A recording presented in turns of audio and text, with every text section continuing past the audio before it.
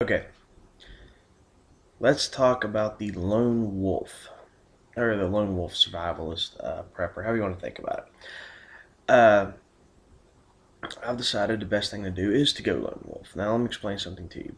You don't have to be special forces or some badass Navy SEAL to go lone wolf.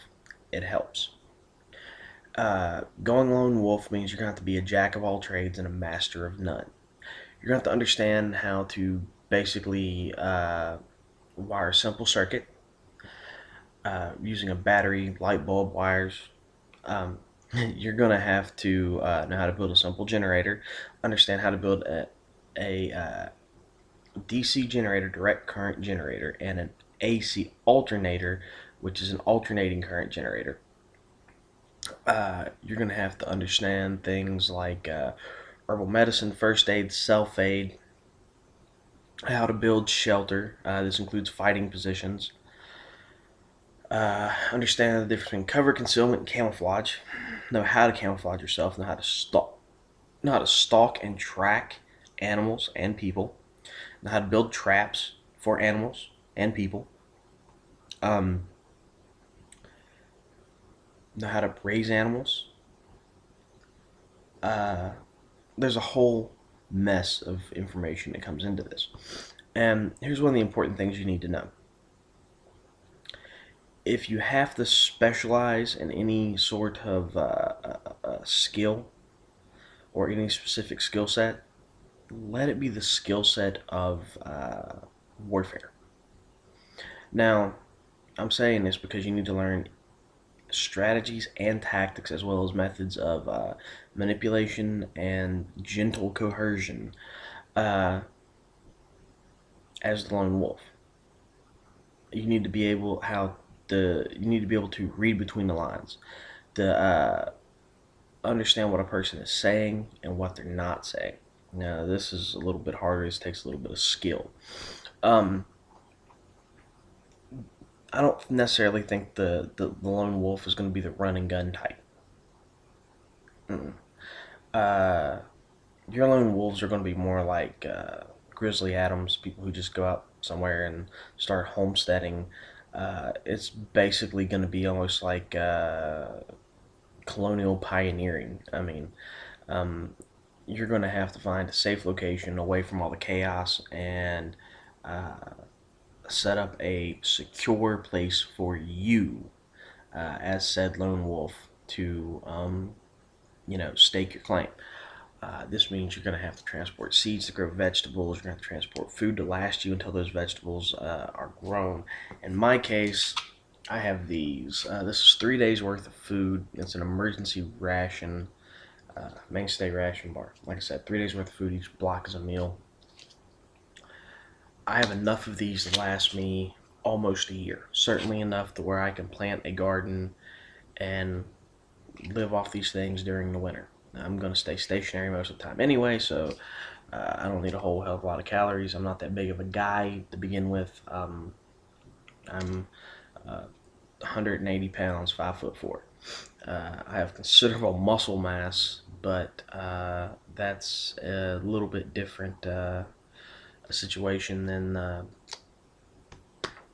say, a larger guy who's going to need more food.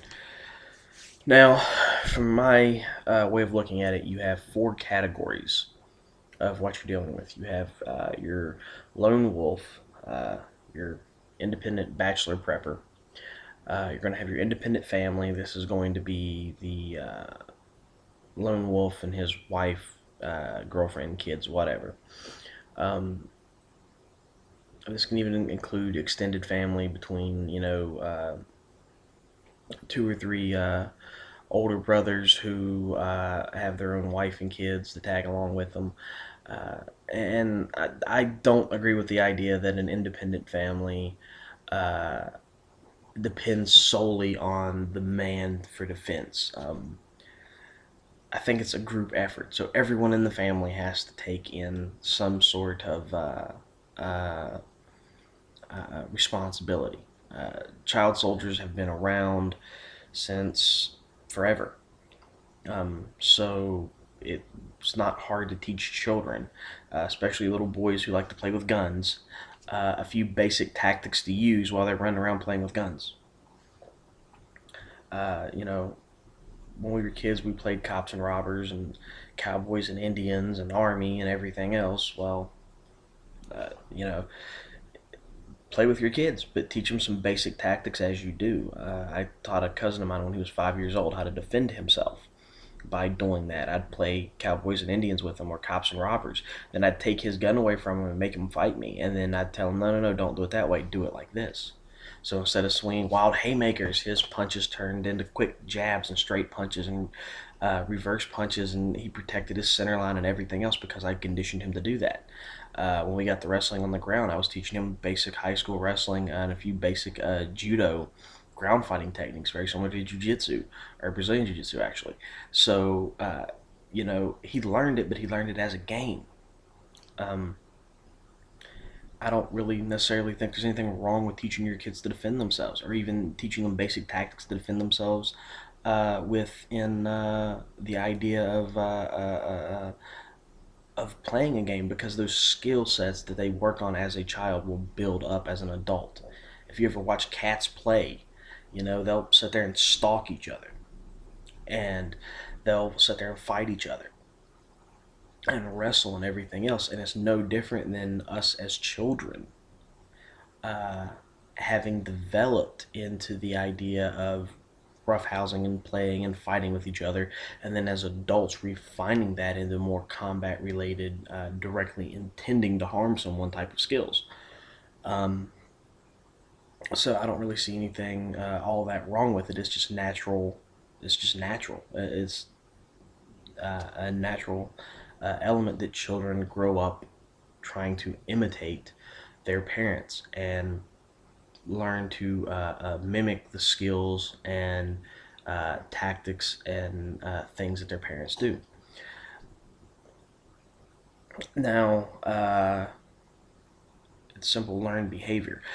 Now, that being said, there's no reason why a wife can't defend the family. There's no reason why any number of other people in the household can't defend the family or can't be taught to defend the family.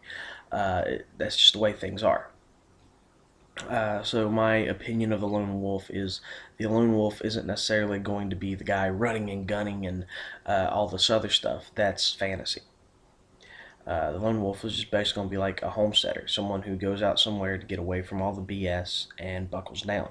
In my case, as the lone wolf prepper or survivalist, however you want to think of it, I'm going to stay in place initially, and I have solar panels, so I'm going to run my CB radio. I'm going to run my refrigerator, my deep freezer. I'm going to run my microwave, whatever, for whatever amount of time I need to until those food stores are gone, depleted.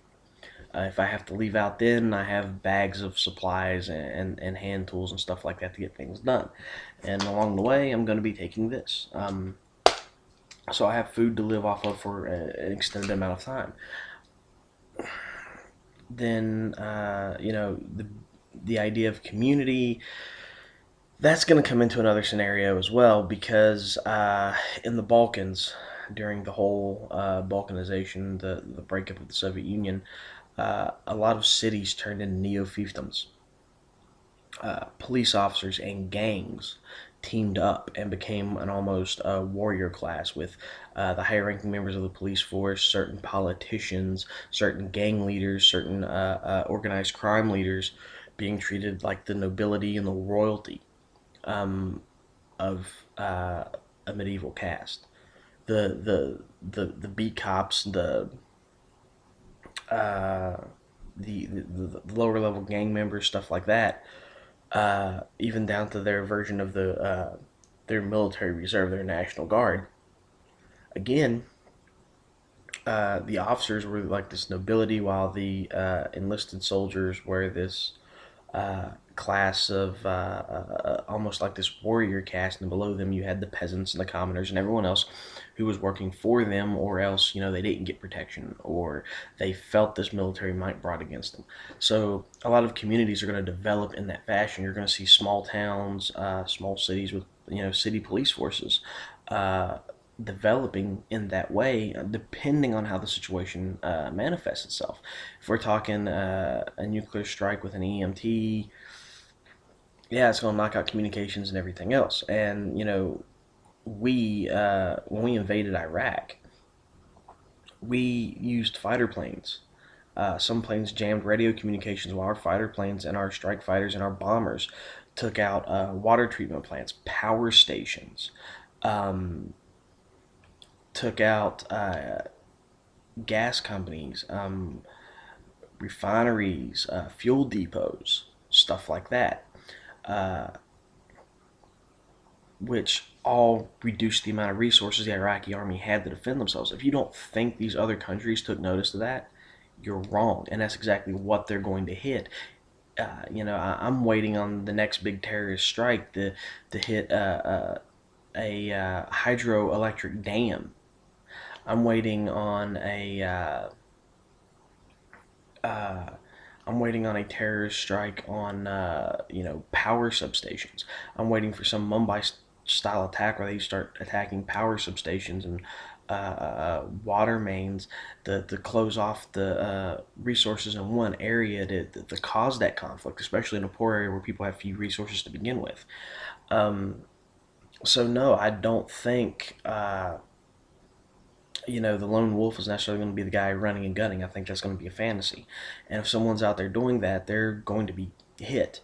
As a lone wolf, I can use certain things. I can use certain traps as security. I can make an alarm system out of a tin can, a rock, and some string. It's an old trick. Tripwire, can with string, rock in it. You trip the wire, rattles the can. And all these people say, well, you're going to be dead as a lone wolf. Well, first of all, I'm going to be a hard target because I'm very small. It's very hard to hit a very small target. I'm going to leave a very small footprint. That's one. Two, I'm not going to engage anyone. If I'm going to engage anyone, I'm going to do so when I have a tactical advantage. Uh, and I'm going to attempt to maintain a significant tactical advantage at all times. Um, the other thing to it is this. Uh, you know, everyone gets the idea of the lone wolf being, you're going to have to be a scavenger in this, this, this. No, I'm not. Right? I have enough preps that I can load into my car. Well, actually, the car is down, so I don't have enough preps loaded in my car, but I have enough preps here in the house that I can stay here for a year.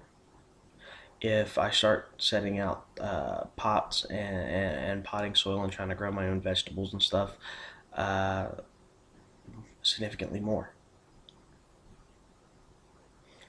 Um, that is the significance.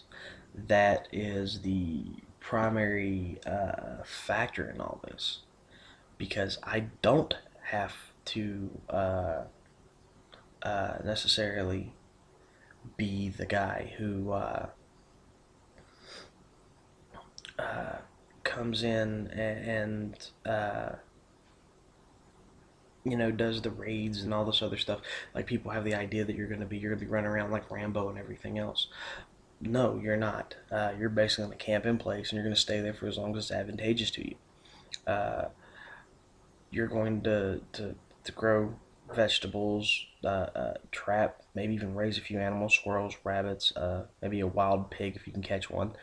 Um, you're not going to be fighting with all these people looking for the same deer, and you might not necessarily be in out in the country. You could very well be like me, sitting in the city with equipment to generate electricity to give me power so that I can maintain a security system, so that I can maintain video cameras hooked up to my computer or my TV, or run the refrigerator, the deep freezer, the microwave, whatever, to be able to sit here to completely and have that force multiplier of additional security and additional assets. Then, of course, you have my video out there talking about a network, about developing your own intelligence network of people around you to give you information about what's going on around them.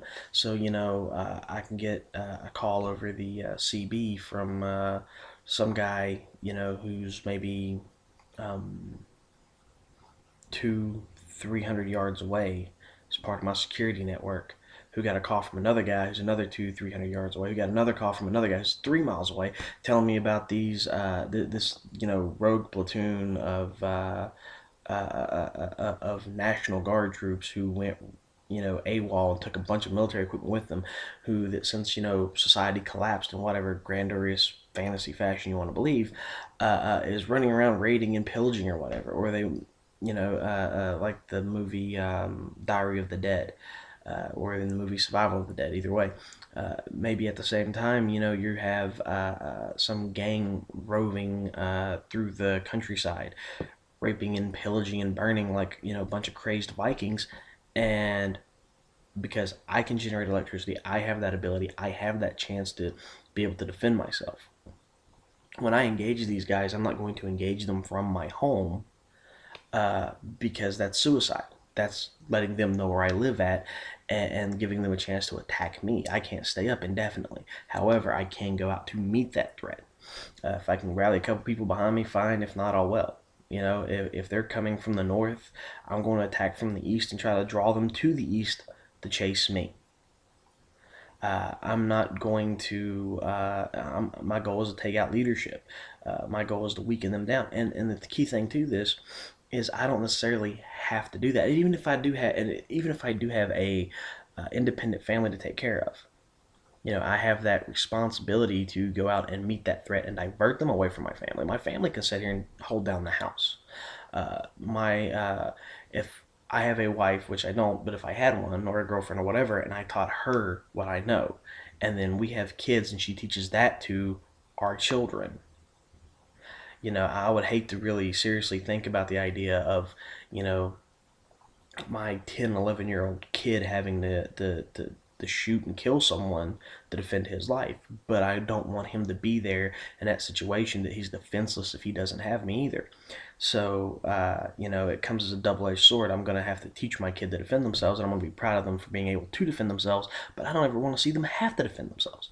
Uh, but at the same time, as that lone wolf or the head of the independent family, however you want to look at it, um, you have to work on certain skill sets. Uh, it's not so much scavenging. You have to be able to grow your own food. Uh, know what plants produce what chemicals to create what herbal medicines. For example, willow bark contains aspirin. So willow bark tea is essentially the equivalent of drinking a crushed up bear and some tea, except it doesn't taste like crushed up bear. Uh, and for one, it will relieve pain. For two, um, well, uh, you know, um, it'll react faster than taking it in pill form because you're taking it in a concentrated liquid form. Now, at the same time, I'm telling you this, I also have to be able to administer first aid, self aid, track and stalk animals and people, trap animals and people, um, know certain tactics, be able to build certain things, hand pumps and water and electrical generators and stuff like that from ready available material. All of this comes down to the simple fact that I need to improve myself. If I'm going to be the lone wolf, I don't need to just grab a gun and some BDUs and put military surplus gear in a backpack and run around with it. I need to know how to use it more than just one way, and I need to be able to essentially um, protect myself. I need to know how to think. I need to know how to rationalize things. Here's an example of something. I'm a big fan of Fredrick Nietzsche. Um, Fredrick Nietzsche spoke of uh, what he referred to as master morality and slave morality. Essentially, slave morality is a person seeking positive feedback, a person seeking to have other people promote them and pat their ego. So they're seeking to please other people, and that is the mentality of a slave. That is the mentality of a a servant, seeking another person's approval or whatever. Then you have this master mentality. The master mentality is, or the master morality. I prefer the term mentality myself. The master mentality is a mentality of seeking abundance, of seeking an abundance of power, seeking an abundance of resources, seeking an abundance of protection and defense. And in seeking abundance, you allow yourself, your children, your offspring to grow off of that abundance and to be improved and enhanced from that abundance. But at the same time, uh, the, uh, the the slave mentality fears tough times. They fear hardship. They don't want to face hardship. Hence, they're always seeking, not just their master's approval, but they're also, seeking to avoid punishment and everything else. Whereas the master morality, the master mentality is to accept and to be to enjoy hardship, to know that what doesn't kill you makes you stronger, to know that the only way you can test yourself, the only way you can improve yourself is through that constant struggle of yourself against the world. So by that standard, and oddly so, with Nietzsche, you see this idea that the lone wolf. You see a difference between the master mentality and the slave mentality. The master mentality of a person who chooses to be a lone wolf does so because they have the skills. And it's not just a matter of, well, I read this book and I learned this. It's a matter of having tested those skills, having prepared ahead of time, um, of having endured the hardship of training and developing those skills, even if you do so on your own, to apply them so that or the lone wolf having that master mentality knows that they can go out and achieve things and do things on their own without having to seek the approval or the aid of anyone else. Whereas the uh, the the servile mentality, the slave mentality is to have the community there, to have the community to protect them, to have the community there to offer assistance because they can't do it alone. They don't possess the skills independently of themselves to do it alone. So therefore, they fear they can't do it alone. So therefore, they need the community. They need that buffer there from between them and the rest of the world. You know, uh, and this is the difference between the two. And so no one gets offended, let me clarify something here. This is the difference between the two. A slave seeks someone else to take responsibility. Because they seek someone else to take responsibility, they have to be a slave to that person who's responsible for them. The master seeks responsibility. He seeks to take on responsibility. That is why he is the master. That is, and this isn't a matter. This is a matter of natural, almost say natural selection. We'll say natural development. Those who have that mentality to be masters of themselves, are natural born leaders. That natural born leadership ability is developed, coaxed, conditioned, so that these people step up and they say, "Hey, I have the answers. Hey, I know how to do this. Hey, I don't need you. I can deal with it on my own and go do it." The servant mentality requires either a master to follow, that follower to follow, or that leader for the followers to follow, or they require a consensus from the other followers so that we can all get along. Whereas the master will simply walk out, do what needs to be done, and go away. And a more poetic, sweeter way of explaining this is to read the Tao Te Ching, where they speak of the master. And you have that same master morality, the same master mentality explained through the Tao Te Ching, just explained in a different way. And Fredrick Nietzsche doesn't reference the Tao Te Ching, by the way. This is something that is developed out of my own seeking to become a better person, seeking to become more skilled, more understanding of people and things around me. To that extent, that lone wolf also needs to be able to understand philosophy and ideology, So the lone wolf concept isn't simply limited to a guy running and gunning, playing Rambo and armchair commandos and everything else. That is based on someone willing to step up and take responsibility for themselves, and being willing to step up and take responsibility for other people if they need to. Your lone wolves are going to be natural born leaders. They just either have no respect or don't care to want to lead anyone else. They don't want to be in that position of leadership. They'd rather be left hell alone so they can do their thing and not have to deal with consensus or responsibility or quarrels over who gets to be in charge, because the slave is always wanting to be the master. But the master never wants to be the slave. At best, he just wants to be left alone. Uh, and this is where a bit of understanding comes in at, because you have to struggle with those two mentalities. You can have that submissive, servile mentality of needing a community, needing resources, needing a buffer between you and the challenges of the world around you, or you can say it's me and whatever, and my goals go first above all else. And that requires you to have the discipline, the self discipline, the self understanding, mental toughness to go it on your own, even when no one else is. So what I'm talking about here is there's a difference not only between the advantage and a disadvantage. There's a difference in mindset between the lone wolf and the uh, um, the community needed type.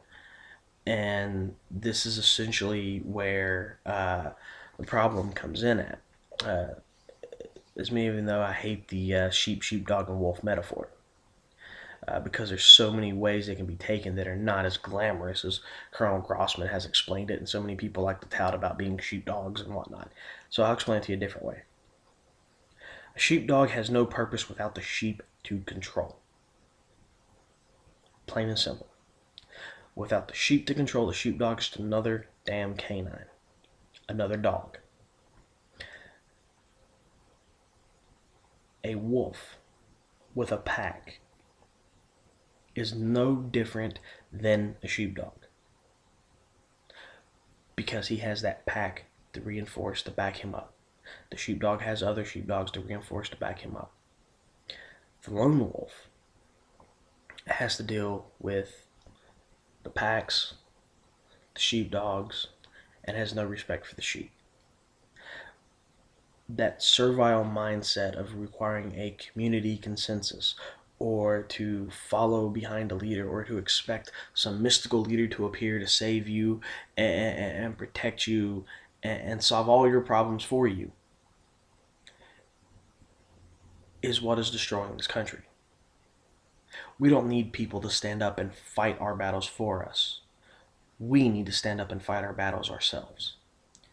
We need to prepare for trouble that we know is coming ahead of time. We need to have contingency plans, and we need to wait, and we need to be happy when that trouble gets here. We need to be joyous that there is another fire here to test your mettle. There is another situation to toughen you up, to make you harder, to prepare you for the next thing coming down the line. Because when you go through things that are harder and more painful and more destructive, after a while, you get used to it. They did a study on a dog by shocking it. They put a divider between the thing. They'd send a current through the floor. The dog would jump from one side of the wall to the other. Eventually, they would stop eventually the dog would just stand there and suck it up, and the other side they wouldn't. They would leave the electricity off. Well, they'd zap the dog, and the dog would just stand there and take it. Zap, zap, zap, zap, zap. Okay, I'm used to it. That's pain. Ooh, I'm used to it. Well, we have that term in the Army, suck it up.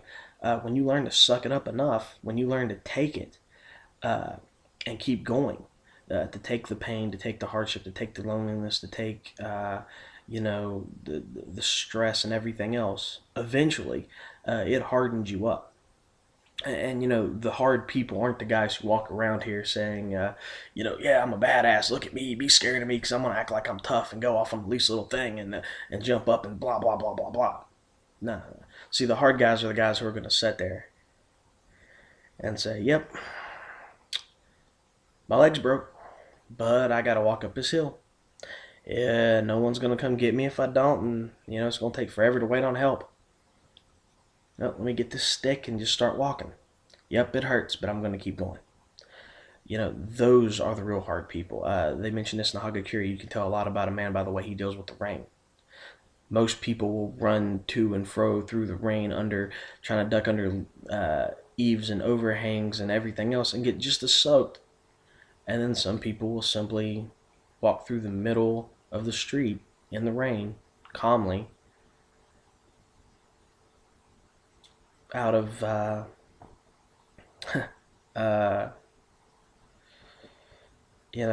maintaining their dignity while going through this hardship. And this is the difference between a lone wolf and the community-minded sheep or sheepdogs or whatever you want to think of it. It doesn't matter because either way, the sheep and the sheepdog are all part of a system. The wolf, especially the lone wolf, is absent from that system. He separates himself. He doesn't depend on the sheepdog to protect him because he has his own teeth to bite with. He doesn't depend on the wool of the sheep to keep him warm because he has his own fur. And life might be a little bit harder for the lone wolf. It might be tougher for the lone wolf. Most definitely will probably be lonelier. But, it's like this difference between going back to that, that master mentality, that slave mentality that Fredrick Nietzsche spoke of. That person who uses that solitude to improve themselves, to make themselves better. That is the real mark of a strong person. When you don't need the community, when you don't need a large social gathering to give you that positive reinforcement that you're doing the right thing and to tell you what the group wants and the need for a group consensus. The real power comes from the individual, and most importantly, the individual who is willing to most importantly, the individual who does not require the group. These are your natural leaders. These are the people that will have the most influence on your life in a drastic situation because they're going to be the people to look at you and say, suck it up. Yep, sucks for me too. Let's keep going. Yep, bad shit happened. We can sit around and cry about it all day, or we can solve the problem. Yep, it's the end of the world as you know it. So you can either sit back and cry, live in fear, depend on the group consensus to tell you what's right, what's wrong, what's needed, what isn't. Or you can use your own eyes, use your own ears, and use your own mind to find a solution.